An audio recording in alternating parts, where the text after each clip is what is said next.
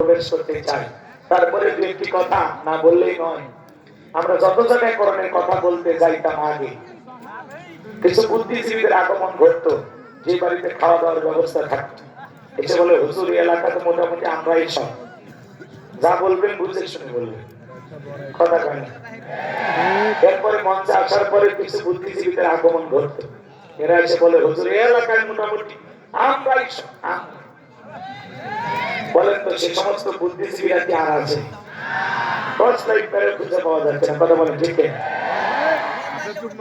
এই জন্য আমি আপনাদের উদ্দেশ্যে বলতে চাই, আমি বাংলাদেশের রাজনীতি কোন দলের বক্তা না, আমি রাজনীতি কোনো বক্তব্য দেব না। এখানে বসে আছে বিএনপি, জামাত, আওয়ামী লীগ, জাতীয় পার্টি, জামাত ইসলাম, জাসদ, বাসদ, চরমান, আরজি, জানুয়ারি, ফুরফুরা, হাফাজের ওলামা, নিজামত, তাবলীগ, পাবলিক, ওলামা লীগ, নতুন গণফোরাম, সুষমাজ, বিকল বাজার, এলজিবি, বিডিএম, নাগরিক শক্তি, বিপিএল সোসাইটি, 7 দল, 14 দল, 8 দল, 19 দল, 20 দল এবং বিএনএস, বাংলাদেশ কংগ্রেস এই পর্যন্তই থাক। বাংলাদেশে কত দল, কথা বলে ঠিক কিনা? আমি যদি কোন একটা দলের রাজনীতি নিয়ে আলোচনা করি, আপনারা তখন বলবেন হুজুর আমরা আসছিলাম করণের কথা শোনার জন্য, আর আপনি ওই দলের গুণগান গাইবেন।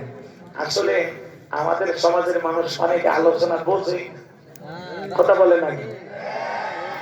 আপনি কি মনে করতেছেন আমার গাইবান্ধা থেকে আপনার এই রাজশাহীতে রাজনীতি করে আমার কোনো লাভ আছে?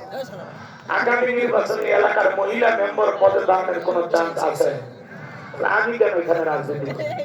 যদি করাই লাগে নিজের জেলা গাইবান্ধাই করবো, কথা বলে ঠিক।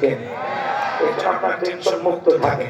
আর আমি যদি কোন রাজনৈতিক বক্তব্য দেই, এই পৃথিবীর শ্রেষ্ঠ রাজনীতিবিদ, শ্রেষ্ঠ রাষ্ট্রনায়ক, শ্রেষ্ঠ রাষ্ট্রপতি, শ্রেষ্ঠ সেনাপতি, শ্রেষ্ঠ বৈজ্ঞানিক, শ্রেষ্ঠ দার্শনিক, শ্রেষ্ঠ বাবা, শ্রেষ্ঠ নানা, শ্রেষ্ঠ স্বামী, শ্রেষ্ঠ আদর্শ, শ্রেষ্ঠ মহামানব রাহমাতুল আলামিনের মদিনার আদর্শের রাজনীতির কথা বলবো।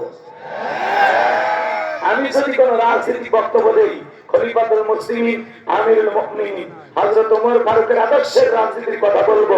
সেই ওমর ফারুক আল্লাহর জমিনে আল্লাহ দ্বীনকে প্রতিষ্ঠিত করতে গিয়ে নিজের কলিজার টুকরা ছেলেকে পর্যন্ত ছাড় দেয় না, কথা বলতে কে?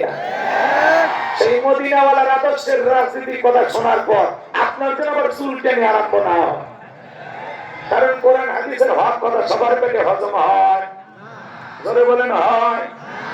এই জন্য পরিষ্কার ভাবে কিছু হক কথা বলবো, কার কোথায় লাগলো, কে কতটুকু কষ্ট পাইলো, ওইটা আমার দেখার বিষয়। যা আছে কপালে হবে কাল সকালে, কথা বলে ঠিক।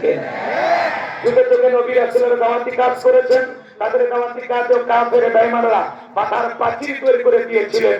এরপরে আল্লাহর পয়গম্বরেরা শত বাধার প্রাচীরকে ভেঙে আল্লাহর জমিন, আল্লাহর পথে মানুষকে দাওয়াত দিয়েছেন, কথা বলে ঠিক। আপনারা